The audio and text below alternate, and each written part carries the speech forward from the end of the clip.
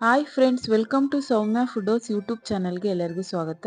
Friends, ಇವತ್ತಿನ special ಏನಪ್ಪ ಅಂದರೆ ಹುರುಳಿಕಾಳು, ಮೊಳಕೆ ಕಟ್ಟಿದ ಹುರುಳಿಕಾಳು ಸಾಂಬಾರನ್ನು ಯಾವ ರೀತಿ ಮಾಡೋದು ಅಂತ ನೋಡೋಣ. ಈ ಥರ ಚಳಿಗಾಲದಲ್ಲಿ ಈ ಥರದ ಮೊಳಕೆ ಕಟ್ಟಿದ ಹುರುಳಿಕಾಳು ಸಾಂಬಾರನ್ನು ತಿನ್ನೋದ್ರಿಂದ ಇದು ನಮ್ಮ ದೇಹಕ್ಕೆ ಉಷ್ಣತೆಯನ್ನು ನೀಡುತ್ತದೆ. ಸೊ ಇದನ್ನು ಯಾವ ರೀತಿ ಮಾಡೋದು ಅಂತ ನೋಡೋದಕ್ಕಿಂತ ಮುಂಚೆ ಯಾರೆಲ್ಲ ನಮ್ಮ ಚಾನಲನ್ನು ಸಬ್ಸ್ಕ್ರೈಬ್ ಆಗಿಲ್ಲ, ಸೊ ಕೆಳಗಡೆ ಕಾಣ್ತಿರ್ತಕ್ಕಂಥ ಸಬ್ಸ್ಕ್ರೈಬ್ ಬಟನ್ ಮೇಲೆ ಒತ್ತಿ ಮತ್ತು ಬೆಲ್ ಐಕಾನ್ ಮೇಲೆ ಕ್ಲಿಕ್ ಮಾಡಿ.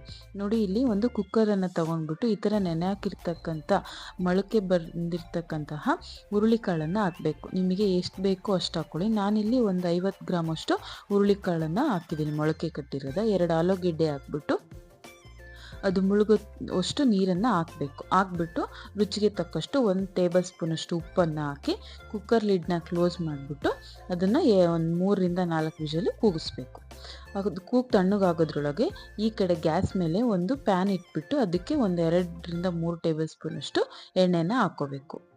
ಎಣ್ಣೆ ಎಲ್ಲ ಚೆನ್ನಾಗಿ ಕಾದ್ಮೇಲೆ ಅದಕ್ಕೆ ನಾವು ಒಂದು ಅರ್ಧ ಟೇಬಲ್ ಸ್ಪೂನಷ್ಟು ಜೀರಿಗೆ ಮತ್ತು ಒಂದು ಅರ್ಧ ಟೇಬಲ್ ಸ್ಪೂನಷ್ಟು ಧನಿಯಾನ ಹಾಕ್ಕೋಬೇಕು. ಅದೆರಡು ಹಾಕ್ಕೊಂಡ್ಮೇಲೆ ನೆಕ್ಸ್ಟು ಒಂದು 6ರಿಂದ 7 ಬೆಳ್ಳುಳ್ಳಿ ಹೆಸಳುಗಳನ್ನು ಹಾಕ್ಕೋಬೇಕು. ಅದು ಬೇಕು ಅಂದರೆ ಹಾಕ್ಕೋಬೋದು, ಇಲ್ಲಾಂದರೆ ಸ್ಕಿಪ್ ಮಾಡ್ಕೋಬೋದು. ನೆಕ್ಸ್ಟು 1 ಇಂಚಷ್ಟು ಹಸಿ ಶುಂಠಿನ ಹಾಕ್ಕೋಬೇಕು. ಅದಾದಮೇಲೆ ಒಂದೇ ಒಂದು ದೊಡ್ಡ ಗೆಡ್ಡೆ ಈರುಳ್ಳಿ, ಈ ಥರ ಹೆಚ್ಚಿದಿರ್ತಕ್ಕಂತಹ ಈರುಳ್ಳಿನ ಹಾಕ್ಕೋಬೇಕು. ಹಾಕಿದ್ಮೇಲೆ 2 ಮೀಡಿಯಮ್ ಸೈಜ್ ಟೊಮೊಟೊನ ಹಾಕಬೇಕು. ಇಷ್ಟನ್ನು ಹಾಕ್ಬಿಟ್ಟು ಚೆನ್ನಾಗಿ ಅದನ್ನು ಎಣ್ಣೆಯಲ್ಲೇ ಫ್ರೈ ಮಾಡಬೇಕು. ನೋಡಿ, ಈ ಥರ ಬೆಳ್ಳುಳ್ಳಿ ಆಗಲಿ ಅಥವಾ ಈರುಳ್ಳಿ, ಆ ಟೊಮೊಟೊ ಎಲ್ಲ ಒಂದು ಲೇಯರಷ್ಟು ಚೆನ್ನಾಗಿ ಆ ಎಣ್ಣೆಯಲ್ಲೇ ಫ್ರೈ ಆಗೋ ರೀತಿ ಈ ಥರ ಫ್ರೈ ಮಾಡಬೇಕು. ನೋಡಿ, ಈ ಥರದ ಮೊಳಕೆ ಕಟ್ಟಿದ ಕಾಳನ್ನು ನಾವು ಸಾಂಬಾರು ಮಾಡ್ಕೊಂಡು ತಿನ್ನೋದ್ರಿಂದ ಇದು ನಮ್ಮ ದೇಹಕ್ಕೆ ಅತಿ ಹೆಚ್ಚು ಪೌಷ್ಟಿಕಾಂಶವನ್ನು ಒದಗಿಸ್ತದೆ. ಇದು ಅತಿ ಹೆಚ್ಚು ಪ್ರೋಟೀನ್ ಇರ್ತಕ್ಕಂತಹ ಪದಾರ್ಥ. ಸೊ ನೋಡಿ, ಒಂದು ಸ್ವಲ್ಪ ಕರಿಬೇವು ಮತ್ತು ಸ್ವಲ್ಪ ಕೊತ್ತಂಬರಿ ಸೊಪ್ಪನ್ನು ಹಾಕ್ಕೊಂಡ್ಬಿಟ್ಟು ಅದನ್ನು ಕೂಡ ಚೆನ್ನಾಗಿ ನಾವು ಮಿಕ್ಸ್ ಮಾಡ್ಕೋಬೇಕು. ಇದು ನಮ್ಮ ದೇಹದಲ್ಲಿನ ಕೊಲೆಸ್ಟ್ರಾಲನ್ನು ಕೂಡ ಕಮ್ಮಿ ಮಾಡ್ತದೆ. ಸೊ ಇದಕ್ಕೆ ನೆಕ್ಸ್ಟ್ ಈ ಥರ ಹುರಿದಾದ್ಮೇಲೆ ನೆಕ್ಸ್ಟ್ ಒಂದು ಮಿಕ್ಸಿ ಜಾರನ್ನು ತೊಗೊಂಡ್ಬಿಟ್ಟು ನಾವು ಇವಾಗೇನು ಫ್ರೈ ಮಾಡಿದ್ದೀವಲ್ಲ ಅಷ್ಟು ಪದಾರ್ಥನೂ ಇದರೊಳಗೆ ಹಾಕ್ಬಿಟ್ಟು ಸ್ವಲ್ಪ ನೀರನ್ನು ಹಾಕ್ಬಿಟ್ಟು ಇದನ್ನು ನೈಸಾಗಿ ಪೇಸ್ಟ್ ಮಾಡ್ಕೋಬೇಕು. ಈ ಮಿಕ್ಸಿ ಬೌಲಿಗೆ ಕೊಬ್ಬರಿನ ಹಾಕಬಾರ್ದು. ಸೊ ಅದನ್ನು ಮತ್ತೆ ಸಪ್ರೇಟಾಗಿ ನುಗ್ಗಬೇಕು. 1 ಟೇಬಲ್ ಸ್ಪೂನಷ್ಟು ಅಚ್ಚಕಾರದ ಪುಡಿ ಮತ್ತು 1 ಟೇಬಲ್ ಸ್ಪೂನಷ್ಟು ಸಾಂಬಾರು ಪೌಡರನ್ನು ಹಾಕಬೇಕು. ಅದಾದಮೇಲೆ ಒಂದು ಅರ್ಧ ಟೇಬಲ್ ಸ್ಪೂನಷ್ಟು MTR ಸಾಂಬಾರು ಪೌಡರು, 1-2 ಟೇಬಲ್ ಸ್ಪೂನಷ್ಟು ಹುಣಸೆ ಹಣ್ಣಿನ ರಸ ಹಾಕಿ 1 ಇಂಚಷ್ಟು ಬೆಲ್ಲನ ಹಾಕ್ಬಿಟ್ಟು ನೀರನ್ನು ಹಾಕಿ ಚೆನ್ನಾಗಿ ಇದನ್ನು ಮಿಕ್ಸಿ ಮಾಡ್ಕೋಬೇಕು. ಮಿಕ್ಸಿ ಮಾಡ್ಕೊಂಡ್ಮೇಲೆ ನೋಡಿ, ಈ ಥರ ನುಣ್ಣಗೆ ರುಬ್ಕೋಬೇಕು. ಇದಾದಮೇಲೆ ನೆಕ್ಸ್ಟ್ ಇನ್ನೊಂದು ಚಿಕ್ಕ ಮಿಕ್ಸಿ ಜಾರ್ಗೆ ನಾವು ಇನ್ನೂ ಒಂದು ಚಿಕ್ಕ ಬೌಲಷ್ಟು ಕೊಬ್ಬರಿನ ಹಾಕ್ಕೊಂಡು ಅದಕ್ಕೆ ಸ್ವಲ್ಪ ನೀರನ್ನು ಹಾಕ್ಕೊಂಡು ಅದನ್ನು ಈ ಥರ ನಾವು ತರಿಯಾಗಿ ರುಬ್ಕೋಬೇಕು. ಇದು ಆದಮೇಲೆ ನೆಕ್ಸ್ಟ್ ಗ್ಯಾಸ್ ಮೇಲೆ ಒಂದು ಪಾತ್ರೆ ಇಟ್ಟು ಅದಕ್ಕೆ ಒಂದು 2ರಿಂದ 3 ಟೇಬಲ್ ಸ್ಪೂನಷ್ಟು ಎಣ್ಣೆ ಹಾಕಬೇಕು. ಎಣ್ಣೆ ಎಲ್ಲ ಚೆನ್ನಾಗಿ ಕಾದ್ಮೇಲೆ ಅದಕ್ಕೆ ನಾವು ಒಂದು ಅರ್ಧ ಟೇಬಲ್ ಸ್ಪೂನಷ್ಟು ಸಾಸಿವೆ ಮತ್ತು ಒಂದು ಅರ್ಧ ಟೇಬಲ್ ಸ್ಪೂನಷ್ಟು ಹಿಂಗನ್ನು ಹಾಕಬೇಕು. ಇದೆರಡೂ ಕೂಡ ಸಿಡಿದ್ಮೇಲೆ ನೆಕ್ಸ್ಟ್ ನಾವು ಇಲ್ಲಿ ಹೆಚ್ಚಿರ್ತಕ್ಕಂಥ ಒಂದು ಮೀಡಿಯಮ್ ಸೈಜ್ ಈರುಳ್ಳಿನ ಹಾಕ್ಕೋಬೇಕು.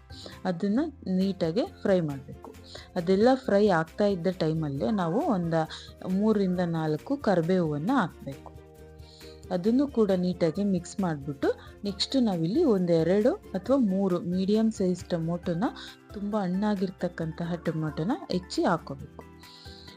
ಹಾಕ್ಬಿಟ್ಟು ಅದನ್ನು ಕೂಡ ಎಣ್ಣೆಯಲ್ಲೇ ಟೊಮೊಟೊ ಎಲ್ಲ ಫುಲ್ಲು ಸ್ಮ್ಯಾಶ್ ಆಗೋ ರೀತಿ ಅದನ್ನು ನಾವು ಫ್ರೈ ಮಾಡ್ಕೋಬೇಕು, ಬೇಯಿಸ್ಕೋಬೇಕು. ನೋಡಿ, ಅದು ಅಷ್ಟು ಬೇಯೋಷ್ಟರೊಳಗೆ ಈ ಕಡೆ ಕುಕ್ಕರು ಕೂಗಿ ತಣ್ಣಗಾಗಿರುತ್ತಲ್ಲ, ಕಾಳು ಬೆಂದಿದೆಯಾ ಅಂತ ನಾವು ಒಂದು ಸರ್ತಿ ಚೆಕ್ ಮಾಡ್ಕೋಬೇಕು.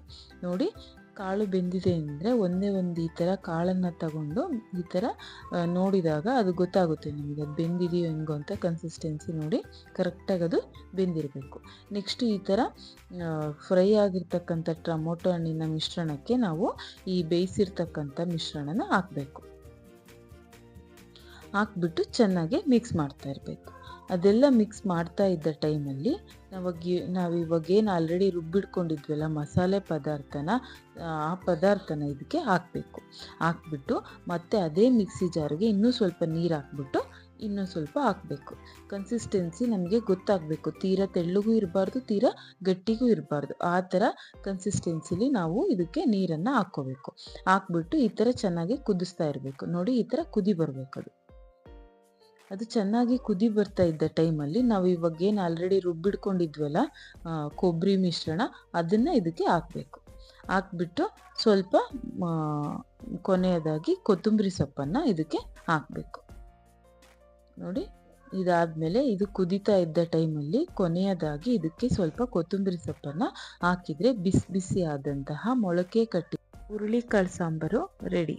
ಸೊ ನೋಡಿದ್ರಲ್ಲ ಎಷ್ಟು ಈಸಿಯಾಗಿ, ಎಷ್ಟು ಸಿಂಪಲ್ಲಾಗಿ ಮಾಡಬಹುದು ಅಂತ. ನೀವು ಕೂಡ ಈ ಥರ ಚಳಿಗಾಲದಲ್ಲಿ ಈ ಥರ ಅತಿ ಹೆಚ್ಚದಾಗಿ ಮೊಳಕೆ ಕಟ್ಟಿರ್ತಕ್ಕಂತಹ ಪದಾರ್ಥಗಳು, ಕಾಳುಗಳನ್ನು ಯೂಸ್ ಮಾಡಿ. ಇದು ಆರೋಗ್ಯಕ್ಕೆ ಕೂಡ ತುಂಬ ಒಳ್ಳೆಯದು ಮತ್ತು ಇದರಿಂದ ನಮಗೆ ತುಂಬ ಹೆಲ್ತ್ ಬೆನಿಫಿಟ್ಸ್ ಇದ್ದಾವೆ. ಇದರಿಂದ ಈ ಮೊಳಕೆ ಕಟ್ಟಿದ ಬೇಳೆಕಾಳಿನ ಸಾಂಬಾರುಗಳಿಂದ ಅಥವಾ ಈ ಸ್ಪೆಸಿಫಿಕ್ಕಾಗಿ ಇದೇ ಹುರುಳಿಕಾಳಿನಿಂದ ತುಂಬ ಉಪಯೋಗ ಇದೆ. ಸೊ ನಮಗೆ ಕಿಡ್ನಿನಲ್ಲಿ ಕಲ್ಲಿರ್ತಕ್ಕಂಥ ಸಮಸ್ಯೆ ಆಗಿರ್ಬೋದು, ಅಥವಾ ನಾವು ದೇಹದ ತೂಕ ಕಡಿಮೆ ಮಾಡ್ಕೊಳೋರಾಗಿರಬಹುದು, ಅಥವಾ ಶೀತದ ಸಮಸ್ಯೆ ಇರೋರಾಗಿರಬಹುದು, ಮಧುಮೇಹದ ಸಮಸ್ಯೆ ಇರೋರಾಗಿರ್ಬೋದು. ಇದರಲ್ಲಿ ಹಲವಾರು ರೀತಿಯಾದಂತಹ ನಮಗೆ ಹೆಲ್ತ್ ಬೆನಿಫಿಟ್ಸ್ ಇದೆ. ಸೊ ಈ ಥರದ ಬಿಸಿ ಬಿಸಿಯಾದಂತಹ ಮೊಳಕೆ ಕಟ್ಟಿದ ಸಾಂಬಾರನ್ನು ನೀವು ಕೂಡ ನಿಮ್ಮ ಮನೆಯಲ್ಲಿ ಟ್ರೈ ಮಾಡಿ. ಇದನ್ನು ಅನ್ನದ ಜೊತೆ ಆಗಿರ್ಬೋದು, ಮುದ್ದೆ ಜೊತೆ ಆಗಿರ್ಬೋದು, ನಾವು ಮಾಡಿಕೊಂಡು ತಿನ್ಬೋದು.